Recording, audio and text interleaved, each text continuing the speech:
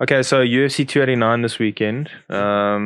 I think we need to have a look at this one. This is also going to be. I've just got the main card here, so the five main card fights. Yeah. I mean, if you go prelims and early prelims, it's quite long. So 10th of June, so this Saturday. The first one is Marc-AndréBarriault versus Eryk Anders. Mm-hmm. What do you think for that one? Barriault. I think that he's shown enough to say that I think that it's going to be him quite convincingly.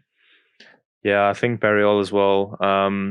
It is going to be quite convincing, but I think only also because Barriault beat Champion Dolce, and I know how good Champion Dolce was here. Yeah. So I think the Barriault one is going to be very convincing. Yeah.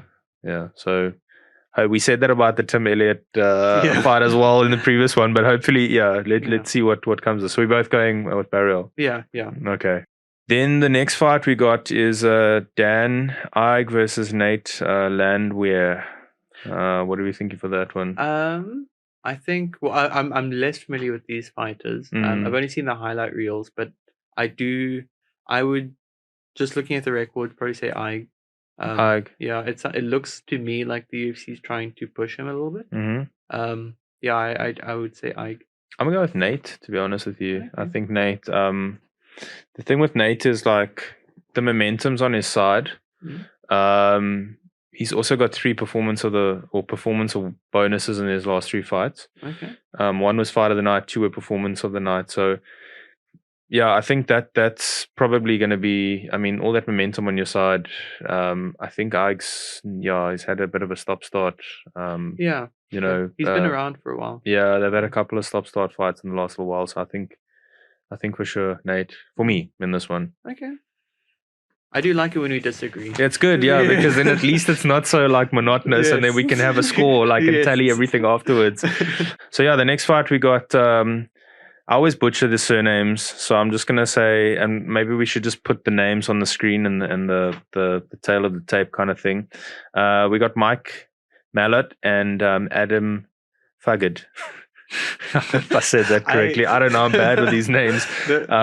What you thinking here? I think Mike Malott. I think that he's also on a tear. It looks like he's it's more of a challenge for him, but I do see him winning.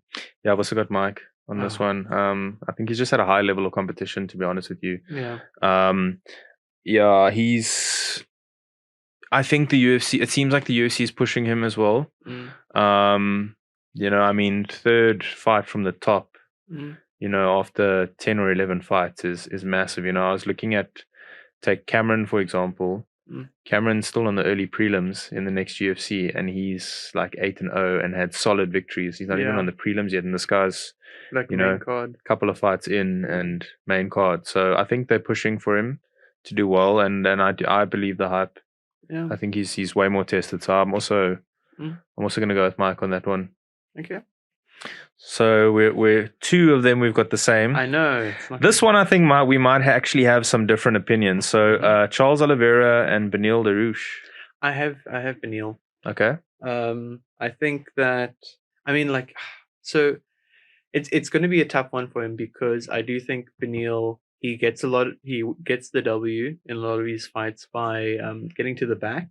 And then I don't know, when he's standing with someone, he's not all that convincing. Usually it's a slugfest, and he's he doesn't always come out on top. And then what saves him is to get to the back. And you can't do that with Charles. Yeah. That's not going to work out. But that being said, I still think that he seems really tough. I think he has so much momentum. I still see him winning. You do. And you? Well, first off, I think what you're saying obviously is 100% valid. It's a very, very tough call, because they both could win this fight, and they both got a lot of ways to win it. But I'm going Charles Oliveira. I think Charles, his only loss in the last couple of fights has been to Islam. Yeah. I think also if you look at Beneil's fight with Gamrot, his last. I think it was Gamrot, his last fight. Yeah. Gamrot had his moments, dude. Yeah, absolutely. I mean, he was wrestling. He was out wrestling him. I think he was just rushing things too much. If he was a little bit more composed, he could have won that fight. So, and Gamrot's relatively, unknown in the UFC, or untested in the UFC. I know he had his days before, and he just tried to rush things. Yeah. So I wasn't too convinced with Beneil, but he still got the job done, Yeah. But I think Charles Oliveira, it's going to depend where his mindset is. Yeah, I do agree. I think it's definitely his biggest like challenge by far. Like it's like definitely a huge step up. But then again, I mean, he beat tough competition the last while. He beat Gaethje. He beat Dustin. Oh no, I'm saying a huge step up for Beneil. Oh, for Beneil. Yes, okay, yeah. okay. I was gonna, yeah. So it is. I mean, look, I think again, Beneil's one of those guys that's kind of, I hate throwing it out there, but it could be last chance because he is getting there in age. Yeah, he is. What does he do if he loses this fight? Yeah, and to rebuild that like the streak. I mean, yeah. Lightweight's a bit of a strange one because you got Islam, you got Volkanovski wanting to come back and challenge for the title. Yeah. You've got Gaethje and Poirier who both lost. I think they both lost to Islam, right? Yeah, Islam and Oliveira. And Oliveira. Those are the only two and fights. Habib.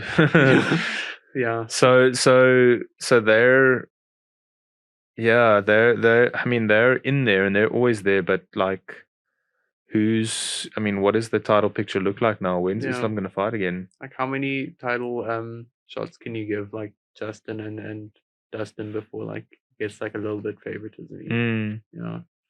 It's going to be interesting. I still think that Gamrot, I was very impressed with him. I mean, his only other loss before Beneil, just on a side note, like his only other loss is a split decision loss. And I think he just needs to like be calm and like stick to his game plan. And I think he can be a sort of a dark horse in that in the lightweight division. There's a few of it, like Paziv as well. I think Paziv, like, I mean, like that fight against Justin, like what a showing. Like he's like really tough. I think him and the other McKinsey, I think McKinney. Like I think that like the newer or the younger generation of lightweights, like they're starting to emerge, and like, it's very promising. Like they're equally as exciting. Yeah, it's such a cool division. Yeah, lightweight's still gonna be. I mean, but I still want to see Volkanovski and Islam, of course. Islam run it back because see, this is another thing now, right? If we go back to that original the Kai Kara France thing, like if you ask Izzy, who won between Volkanovski's not really for a second there I was like it's his teammate, but it's actually Rob Whittaker's teammate. But if you look at like Volkanovski on the balance of things, like if you look at the Volkanovski fight with Islam, you left that fight thinking shit, Volkanovski actually like outclassed Islam. Yeah. But it's only because of the last two rounds. Actually, particularly that last round. Yeah. But on the balance of things, he actually won that fight. So to translate that back to the Kai Kara France thing, I think that's why people still think Kai Kara France won it so handily because he won the last two rounds. At the very end. At the very end. Remember. And that's what sticks with you. Yeah. Especially towards the end of that last round. Yeah. So. But a part of me thinks that those rounds should count like a little bit more. Like, because at that point, like if you had a sixth, I mean, that's the closest you're going to get to it. The fight wouldn't have ended. You know, you end when someone's like, on the floor. But yeah, I don't know. I do understand what you're saying. I think it makes a lot of sense. It makes a lot of sense. So just back to the Oliveira and Beneil. You're saying Beneil?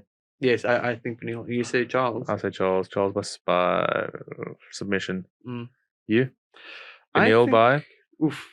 Submission. What do you think? Submission? Yeah, I think submission. I think that would be very impressive. I think that's his best avenue to win, honestly. Or decision, maybe if he controls the fight for that entire amount of time. Okay, so I'm actually glad we disagree on that one because I'm pretty sure we agree on the last fight. Amanda Nunes and Aldana. That's lamb to the slaughter. Lamb to the slaughter. Yeah, I would have been really cool to see Julia Pena versus Amanda again. The first one, I know that Amanda had like a really tough camp and that affected her a lot, but like it was just really cool to see Amanda with an actual challenge, and like I don't see that like coming through in this fight. Shame. You've got to run the third fight. I mean, I think first of all, Juliana Pena earned the third fight by winning. I mean, it's 1-1. Yeah. And also the history, and now, with the whole of Mexico behind her as well. I mean, you've seen how passionate the Mexican fans are, and again, it's kind of like you say, having a challenge for Amanda. Yeah. You know, It's like, how quick is this fight going to be? Yeah. It would kind of be like the equivalent of, I don't know, John Jones losing a fight. It's like DC and Stipe. Yeah.